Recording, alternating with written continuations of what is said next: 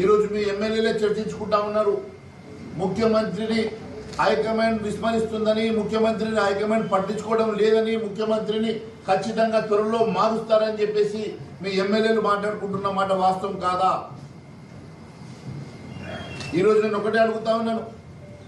నరేంద్ర మోడీ గారి మీద మాట్లాడుతూ ఉన్నారు. నరేంద్ర మోడీ గారిని దించుతా అంటున్నావు.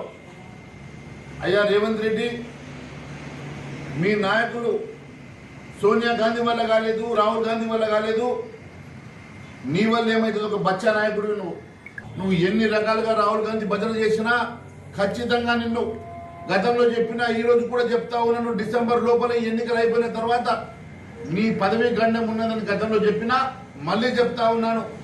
ఈ స్థానిక ఎన్నికల తర్వాత డిసెంబర్ లోపల రేవంత్ రెడ్డి ముఖ్యమంత్రిగా దిగిపోవడం ఖాయం. కొత్త ముఖ్యమంత్రి రాబోతా ఉన్నాడు తెలంగాణ రాష్ట్రానికి. నేను మరొకసారి తెలియజేస్తా ఉన్నాను. ఈరోజు నీవు చేసే అవినీతి అంతా కూడా మీ నాయకుల దగ్గర చిట్టా ఉన్నది. నువ్వు చేసే డ్రామాలంతా కూడా మీ నాయకులకు అర్థమైపోయింది. నువ్వు ఎన్ని రకాలుగా డ్రామాలు చేసినా నిన్ను గద్దె దించడం ఖాయం.